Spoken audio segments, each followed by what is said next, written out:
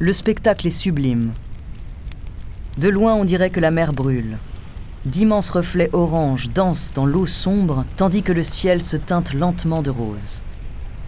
Ce soir, on a transformé la prise du jour en feu de joie.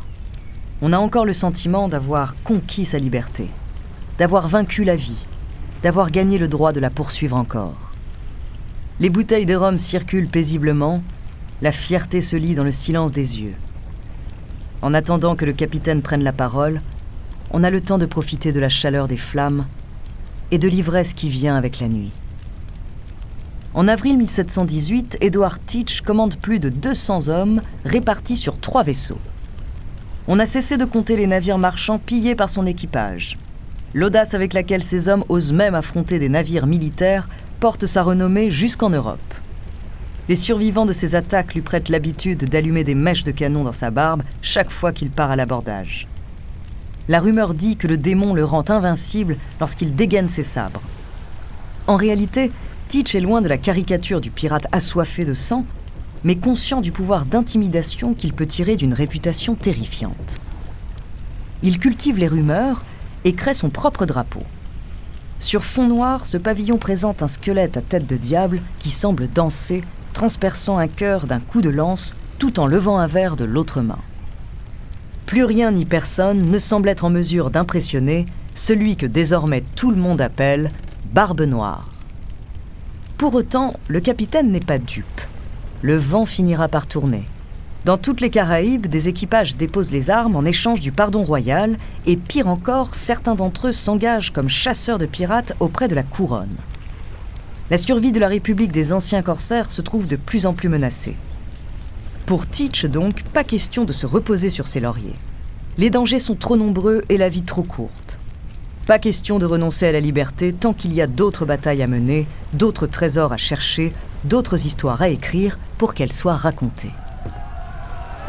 Barbe Noire sort de sa cabine sous les acclamations de ses hommes et vient lentement se placer face à eux. Sa silhouette sombre se découpe dans les flammes ardentes qui s'élèvent derrière lui. Leur rugissement sourd accentue la puissance écrasante que dégage le capitaine. Il exerce sur ses hommes une fascination telle qu'il n'a jamais besoin d'obtenir leur attention pour parler. Il la détient de fait. Ce soir-là, Teach partage avec eux son nouveau plan d'une ambition démesurée.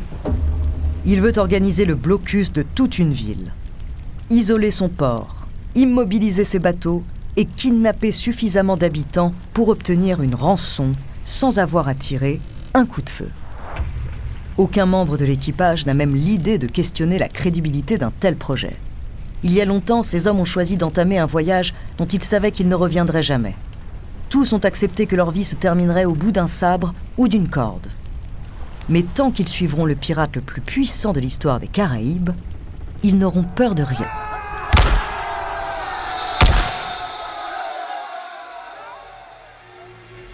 Bonjour, je suis Andrea Brusque, bienvenue dans Les Fabuleux Destins.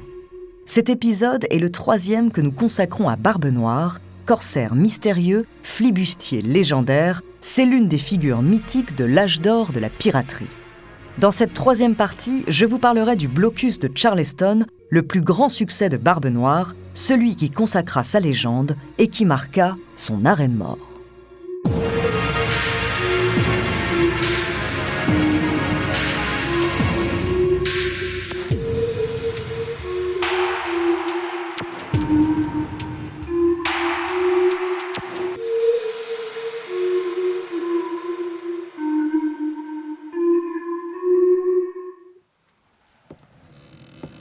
On dirait qu'il n'y a pas d'air. Pas la moindre brise dans les voiles, rien pour tempérer la chaleur suffocante qui s'est emparée du pont. William Howard, le quartier-maître, fait lentement les 100 pas depuis plus de 3 heures. Démarche droite, montre en main, mâchoire crispée. De temps en temps, il s'arrête, lève sa longue vue vers le port et après quelques instants la repose pour reprendre obstinément sa marche. Quand il croise le regard interrogateur d'un de ses compagnons, il se contente d'un signe de tête fermé. Immobiles, comme cloués sur le bois brûlant, les pirates transpirent continuellement sans échanger un mot, gagnés par une fébrilité grandissante. Ce n'est pas qu'ils ont particulièrement peur de la colère du capitaine, c'est qu'il n'avait jamais imaginé que celui-ci puisse un jour être gagné par le doute. Debout sur la partie supérieure du pont, Barbe Noire crispe violemment ses doigts sur le bastingage pour ne pas laisser paraître la rage qui l'anime. Son plan est sur le point de s'effondrer sur lui-même. Alors que le colosse, les yeux fulminants braqués sur l'horizon, semble sur le point d'arracher le bastingage à main nue, l'un de ses hommes vient se placer derrière lui. C'est un pirate ayant rejoint l'équipage depuis peu, qui en plus de présenter une balafre mal recousue sous l'œil droit, ne cache pas son goût du sang. Le capitaine ne l'aime pas. Il ne lui accorde même pas un regard. Sans aucune gêne et dans un sourire sadique, le balafré formule à haute voix la solution qui lui semble adaptée à la situation. « Mon capitaine, le moment est peut-être venu d'exécuter quelques otages. » Tout avait pourtant parfaitement commencé. Pendant près d'une semaine, les pirates ont surveillé méticuleusement leur cible et ses environs. Ils n'en ont pas cru leurs yeux. Une escouade de reconnaissance partie durant 2 jours est revenue confirmer ce que les longues vues leur avaient déjà laissé penser. La ville portuaire de Charleston est très vulnérable, et moins bien gardée encore que ce qu'ils croyaient. Cachés dans une baie proche de Charleston, idéale pour couper la route du continent, les navires de Teach ont intercepté un à un les vaisseaux qui quittaient le port. 9 navires en 2 jours.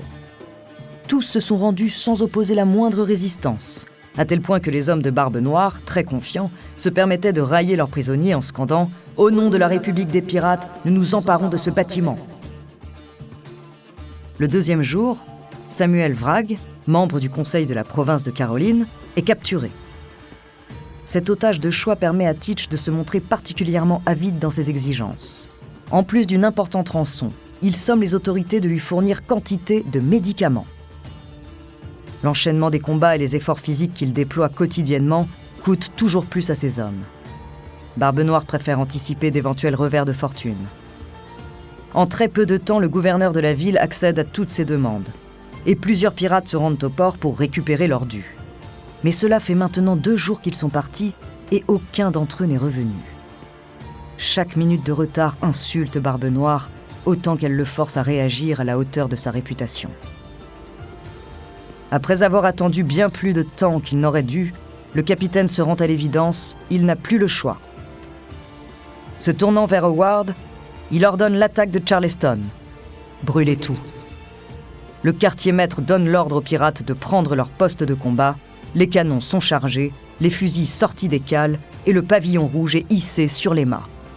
8 navires armés jusqu'aux dents prennent la direction du port. Aujourd'hui, l'équipage de Barbe Noire va se salir les mains.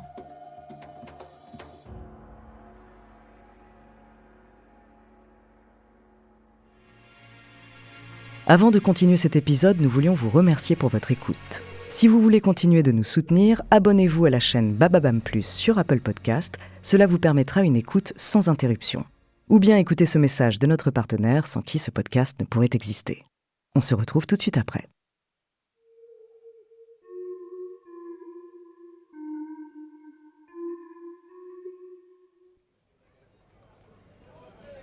Il règne dans Charleston une joyeuse insouciance. La capitale de la Caroline du Sud, colonie anglaise resplendissante, ne cesse de prospérer depuis maintenant plusieurs années, et ce matin, le marché du port bat son plein. Les domestiques se bousculent pour acheter fruits et légumes, tabac, coton, vêtements. Rien ne semble manquer sur les étalages des marchands venus en nombre. Dans la foule se détachent aussi d'élégantes femmes de colons anglais. Raffinées, se protégeant du soleil à l'aide d'ombrelles immaculées, elles cherchent quantité de bijoux et de robes dont elles ont grand besoin. À cette époque, la haute société anglaise organise très fréquemment des bals, concerts et autres événements somptueux. À l'écart du marché, les tavernes sont des lieux de rassemblement plus populaires, habituellement très animés. Les hommes boivent en jouant aux dés et parlent fort pendant que d'autres discutent des affaires qu'ils souhaitent conduire. Mais aujourd'hui, il règne autour des tables un silence, particulièrement tendu. Un pêcheur prétend qu'une flotte arborant pavillon noir mouille dans une baie voisine, tout proche du port. Tout le monde sait que l'homme est un alcoolique notoire qui, n'ayant pas d'argent, a pris l'habitude de troquer son poisson contre du rhum. Les clients s'entendent volontiers sur son ivresse avérée et aucun d'entre eux ne porte de crédit à ses délires hallucinatoires. Seulement, ces dires sont corroborés par un autre homme, un marchand respectable qui affirme avoir aperçu plusieurs pirates rôder près de la maison du gouverneur. La peur se répand de table en table et les esprits s'échauffent, au point que certains veulent en venir aux mains. Finalement, le marchand propose qu'un groupe de volontaires se rende à pied jusqu'à la baie pour en avoir le cœur net, et qu'un autre groupe aille chercher le gouverneur. Une dizaine d'hommes quittent la taverne. En sortant, ils sont éblouis par le soleil pendant plusieurs secondes, avant de réaliser qu'ils font face à une vision d'horreur. Des navires se rapprochent à grande vitesse du port. Plusieurs d'entre eux sont armés de canons, et tous arborent le pavillon rouge. Les pirates ne feront pas de quartier. La panique se répand sur le marché comme une traînée de poudre. Il faut fuir à tout prix et le plus vite possible. Alors que les bourgeois tentent de gagner leur calèche, certains marchands abandonnent leur étalage pour se réfugier dans la ville. Les femmes et les enfants s'enferment à clé, tandis que les hommes courent vers la forge, espérant pouvoir y voler des armes et des outils pour se défendre. En l'absence de soldats de métier, ils sont le seul espoir de Charleston. Quand les pirates ne semblent plus qu'à 1 lieue du port et qu'on peut voir leurs canons pointés sur les habitations, quelques hommes étrangement vêtus font alors leur apparition sur le marché désert. Un âne qui tire une lourde charrette les accompagne. Aussi absurde que cela puisse paraître, leur démarche laisse à penser qu'ils sont complètement saouls. Il n'est rien arrivé aux hommes que Barbe Noire avait envoyés collecter la rançon. Ils ont simplement fêté leur nouvelle victoire avec tellement de rhum qu'ils en ont oublié leur mission. À quelques minutes près, la ville aurait été rayée de la carte. Si le capitaine évite un bain de sang ce jour-là, il comprend néanmoins qu'il va maintenant devoir se faire discret.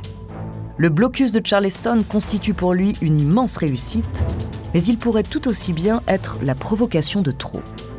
Serait-ce le moment de quitter la piraterie ?